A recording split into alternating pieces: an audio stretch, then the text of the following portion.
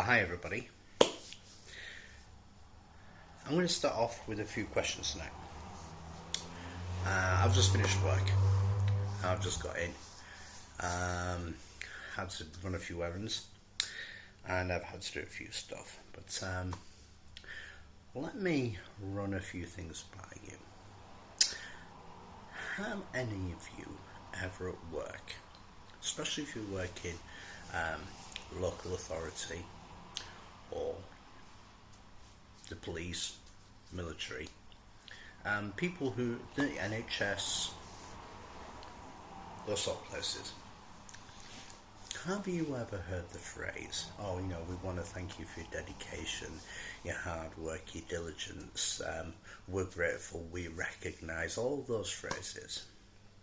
You may get a certificate, you may get whatever it is. Have you ever asked the certificate of thanks? Have you ever stopped and turned around and asked, of what use is that to me in a work-based situation?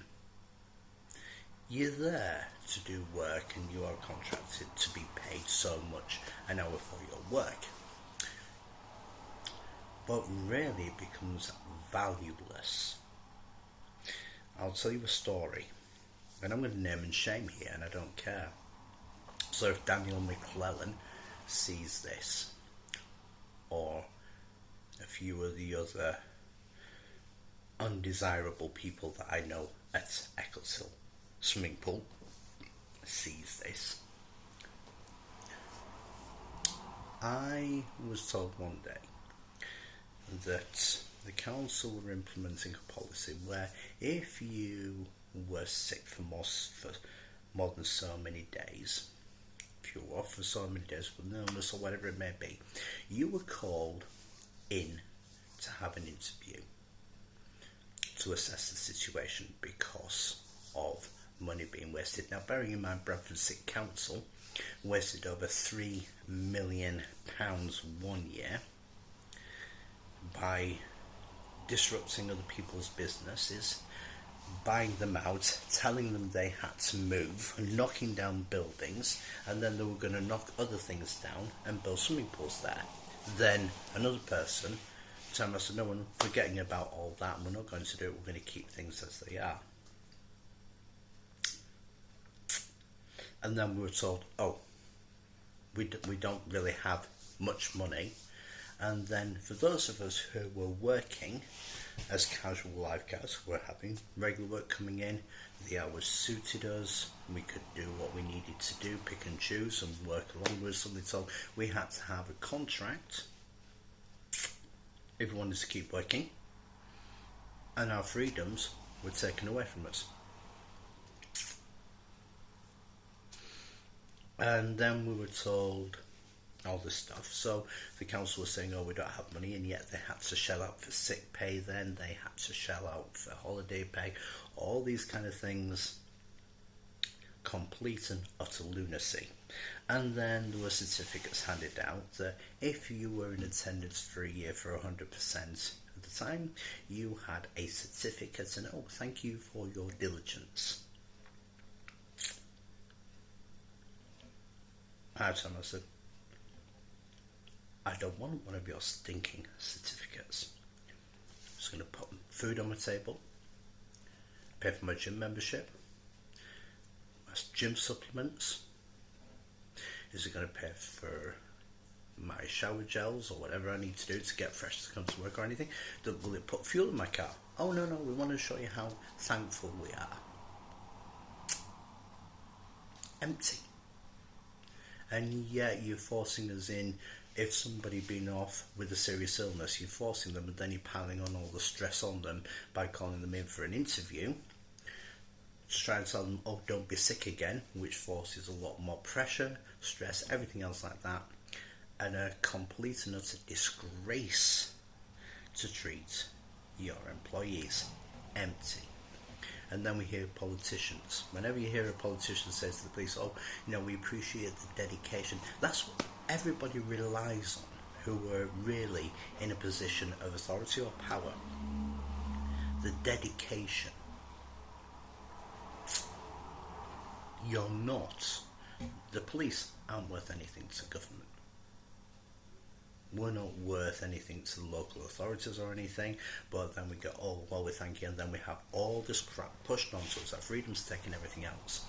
Don't fall for it. Now, I hope the police see this, because the last time, female police officer asked Priti Patel, can you live? Most of us will bring in between £1,004 to £1,006 per month. The police, perhaps just a little bit more, having to be supported by your parents because it was a 5-week and she had to borrow money to get things in and get to work. And Priti was, we're trying to improve things, we're trying to get things going, we appreciate the dedication of the police and their work ethic. Didn't answer the question. It was a yes or no. Stop buying into the we appreciate your dedication. Stop buying into it. We all need to stop. We all need to think, actually, what's it putting into our pockets, onto our tables, onto the plates of our children? We need to start saying we are worth more. You want our dedication, our discipline, our work ethic? You start paying for it. And I think the police, the NHS, everybody else should do that. It will put us all under a lot of pressure. But just imagine, and I'm going to tell you now, there was something done.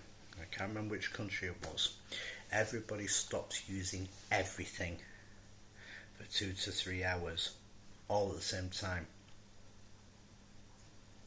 The country literally U-turned on everything, and the people took the power back. You just imagine, everybody just sat down, did nothing, switched everything off. The whole system would threaten to collapse.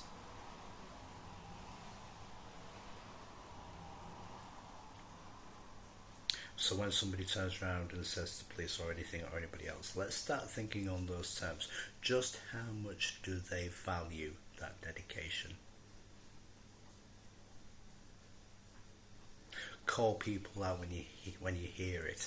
Say to them, what does it give me? Never mind a piece of paper, worthless piece of crap. Anything like that. Forget that. Start demanding your worth. Now, I'm lucky, I do have a very, very good boss, very good supervisor who understands where I'm coming from. They know that I have plans, we have a mutual respect for each other, and they know that our time is worth something, and they will go out of their way to make sure that it's shown to be valued. And they do. Trust me on this. We need to have that sense of value back, because right at this moment in time there is none of it, and we, the public, need to start building that up. Just a few thoughts before I go to sleep tonight. Rest well, everybody.